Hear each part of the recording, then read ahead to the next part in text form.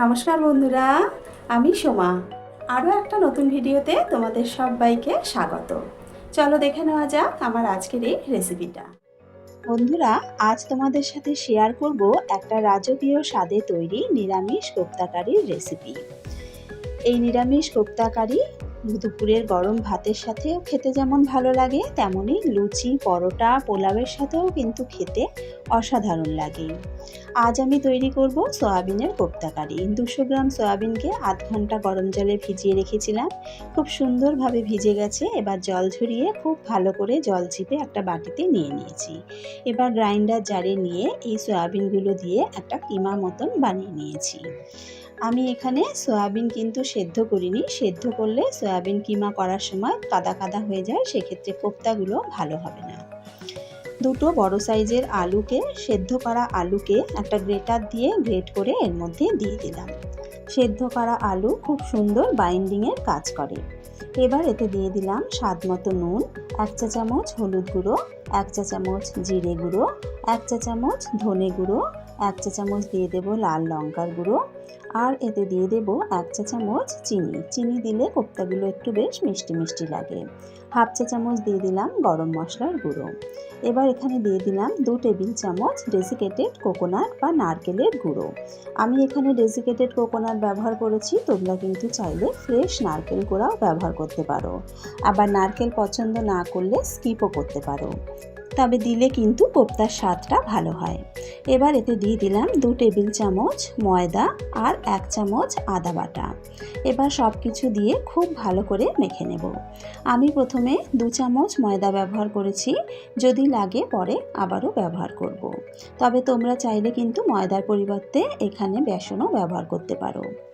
আমি আরও 2 চামচ ময়দা ব্যবহার করে খুব সুন্দরভাবে মেখে নিয়েছি। আমাদের মাখাটা কিন্তু এখন একদম রেডি হয়ে গেছে। এবার এখান থেকে বেশ কিছুটা করে অংশ নিয়ে নিয়েছি। এইবার এইভাবে হাত দিয়ে খুব ভালো করে চেপে চেপে গোল বলের মতন বা কোপ্তার মতন বানিয়ে নেব। আমি একটু বড় সাইজ করে কোপ্তাগুলো গড়ছি, তোমরা তোমাদের পছন্দ মতন সাইজে কোপ্তাগুলো গড়ে নিও। একটা কোপ্তা গড়ে নিয়ে একটা প্লেটের মধ্যে রেখে দিয়েছি। আরও একটা কোপ্তা গড়ে দেখাচ্ছি। কোপ্তাগুলো গড়ার সময় একটু সময় নিয়ে চেপে চেপে গড়তে হবে, তা না হলে কিন্তু তেলে ভাজার সময় কোপ্তাগুলো ফেটে যেতে পারে বা ভেঙে যেতে পারে। আমি সমস্ত কোপ্তাগুলো গড়ে নিয়েছি। এবার কোপ্তাগুলো ভেজে নেব। কোপ্তা ভাজার জন্য কড়া গরম করে তেল দিয়ে নিয়েছি, তেলটাকেও গরম করে নিয়েছি। এবার এক এক করে একটু ফাঁক ফাঁক করে কোপ্তাগুলো দিয়ে নেব। গায়ে গায়ে লেগে গেলে অনেক সময় কোপ্তা ভেঙে যেতে পারে, তাই একটু ফাঁক ফাঁক করে যতগুলো কোপ্তা একবারে ধরবে ততগুলোই দেওয়ার চেষ্টা করো। এক পিঠটা নাড়াচাড়া না করে ভেজে নিয়েছি। এবার কোপ্তাগুলোকে ওলটপালট করে দেব। আমি কিন্তু কোপ্তাগুলোকে মিডিয়াম আঁচে রেখে ভাজছি। খুব বেশি হাই ফ্লেমে ভাজলে দুটো পিঠ তাড়াতাড়ি লাল হয়ে যাবে, ভেতরটা কাঁচা থেকে যাবে। মিডিয়াম আঁচে এইভাবে উল্টে পাল্টে কোপ্তাগুলোকে লাল করে ভেজে নেব। অপর পিঠটাকেও আরও লাল করে ভেজে নেব। দু পিঠটাকে বেশ লাল করে ভেজে নিয়েছি। কোপ্তাগুলোকে আরও একটু লালচে করে ভেজে নিলাম। কোপ্তাগুলো লাল করে ভাজা হয়ে গেছে, কোপ্তাগুলো তুলে নেব। দেখতেই পাচ্ছ কত লোভনীয় কোপ্তাগুলো হয়েছে। এই কোপ্তাগুলো কিন্তু শুধু শুধুও খেতে বেশ ভালো লাগে। একইভাবে বাকি কোপ্তাগুলোকেও ভেজে তুলে নিলাম। অনেকটা তেল আছে, কিছুটা তেল কমিয়ে নেব। আমার চ্যানেলের যে সকল বন্ধুরা এখনও আমার চ্যানেলটাকে সাবস্ক্রাইব করোনি, তাদের কাছে অনুরোধ রইল, প্লিজ আমার চ্যানেলটা সাবস্ক্রাইব করে আমার পাশে থেকো। তার সাথে সাথে পাশে থাকা বেল আইকনটা প্রেস করে নিও, তাহলে আমি চ্যানেলে যখনই কোনো নতুন রেসিপি আপলোড করব তার নোটিফিকেশান সবার আগে পৌঁছে যাবে তোমাদের কাছে। 3-4 টেবিল চামচ মতন তেল রেখে বাকি তেলটা নামিয়ে নিয়েছি। এবার এই তেলের মধ্যে ফোড়নের জন্য দিয়ে দিলাম থেতো করা ছোটো এলাচ, দারচিনি, লবঙ্গ, আর দিয়ে দেব 1/2 চা চামচ গোটা জিরে। এবার ফোড়নটাকে নাড়াচাড়া করে ভেজে নেব। ফোড়নটাকে সুন্দর করে ভেজে নিয়েছি। ফোড়ন থেকে একটা মিষ্টি গন্ধ বেরোতে শুরু করেছে। এবার এই সময় দিয়ে দিলাম 1 চামচ আদা আর কাঁচা লঙ্কা বাটা। আদা আর কাঁচা লঙ্কাটাকে একটু লাল করে ভেজে নেব।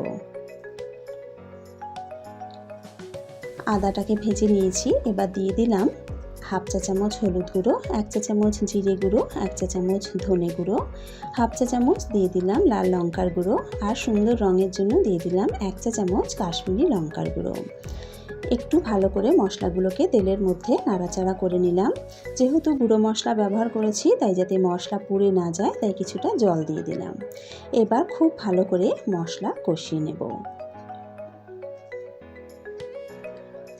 আমি 1 চামচ কাজু বাদাম, 1 টেবিল চামচ চারমগজ আর 1 টেবিল চামচ পোস্ত আধ ঘন্টা জলে ভিজিয়ে রেখেছিলাম। এর সাথে দিয়ে দিলাম সামান্য একটু জয়িত্রী আর ছোট্ট একটা জায়ফলের টুকরো। এই সব কিছু দিয়ে মিক্সিতে একটা স্মুথ পেস্ট বানিয়ে নেব। এদিকে মশলাটাও কিন্তু খুব ভালো মতন কষানো হয়ে গেছে। এবার এই মশলাটা দিয়ে দিলাম।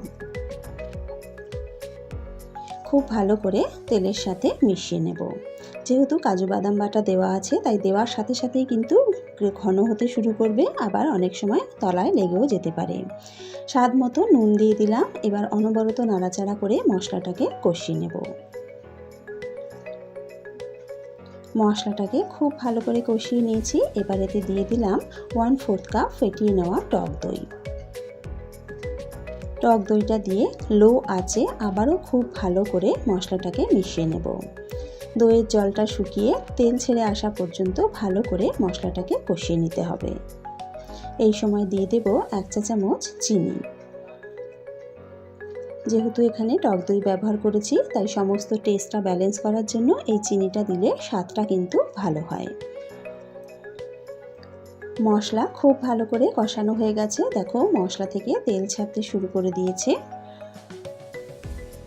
এবার এতে দিয়ে দেব 1/2 চামচ গরম মশলার গুঁড়ো। গরম মশলার গুঁড়ো দিয়ে দিলাম আর দিয়ে দিলাম 1 চামচ কাসুরি মেথি। কাসুরি মেথিটাকে একটু হাতে ঘষে দিলে খুব সুন্দর ফ্লেভারটা বের হয়। সমস্ত মশলাগুলো একসাথে দিয়ে খুব ভালো করে মিশিয়ে নিলাম। এতে খুব ভালোভাবে কোপ্তার ভেতরে সমস্ত ফ্লেভারগুলো ঢুকে যাবে। এবার এতে দিয়ে দিলাম পরিমাণ মতো জল। একটু জলটা বেশি করে দিতে হবে কারণ কোপ্তাগুলো কিন্তু ফুটবে আর কোপ্তা অনেকটা গ্রেভি টেনে নেবে। জলটাকে দিয়ে একবার খুব ভালো করে মিশিয়ে নিলাম। এবার ভালোভাবে গ্রেভিটা ফুটে ওঠা পর্যন্ত অপেক্ষা করব।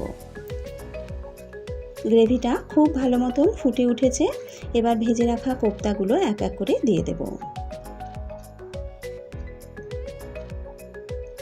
কোপ্তাগুলো দেওয়ার পর হালকা হাতে একটু নাড়াচাড়া করে দেব।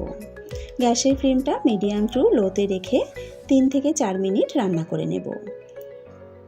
3-4 মিনিট রান্না করার পরই দেখো কোপ্তাগুলো কিন্তু গ্রেভি টেনে ফুলতে শুরু করেছে। এর থেকে আর খুব বেশি কিন্তু গ্রেভি শুকনো শুকনো করব না। দিয়ে দিলাম 1 চা চামচ ঘি। ঘি দিলে ফ্লেভারটা খুব ভালো হয়। ঘিটা দিয়ে একবার ভালো করে মিশিয়ে নেব। যেহেতু আজকের কোপ্তা কারি রাজকীয় স্বাদে তৈরি করছি তাই নামানোর আগে দিয়ে দিলাম 3 টেবিল চামচ মতন ফ্রেশ ক্রিম। ক্রিমটাকে ভালো করে নাড়াচাড়া করে মিশিয়ে নেব। আমাদের রাজকীয় স্বাদের কোপ্তা কারি কিন্তু একদম রেডি। নামিয়ে গরম গরম সার্ভ করে নেব। এইভাবে সয়াবিনের কোপ্তা কারি রান্না করলে দুপুরের গরম গরম ভাত দিয়ে খেতে ভালো লাগে। তাছাড়া লুচি পরোটার সাথেও খেতে খুব ভালো লাগে। পোলাওয়ের সাথেও কিন্তু এই কোপ্তা কারি খেতে অসাধারণ লাগে। আর এইভাবে রান্না করলে এর স্বাদ হয় অসাধারণ। আশা করি আমার আজকের এই রেসিপিটা তোমাদের ভালো লেগেছে। যদি রেসিপিটা ভালো লেগে থাকে তাহলে অবশ্যই কিন্তু রেসিপিটা একবার বাড়িতে ট্রাই করো। আর বাড়িতে ট্রাই করলে খেতে কেমন হয় কমেন্টস করে আমাকে জানাতে কিন্তু ভুলো না। আজকের ভিডিও এখানেই শেষ করছি। আবারও হাজির হয়ে যাব একটা নতুন রেসিপির সাথে। সকলে ভালো থেকো, সুস্থ থেকো।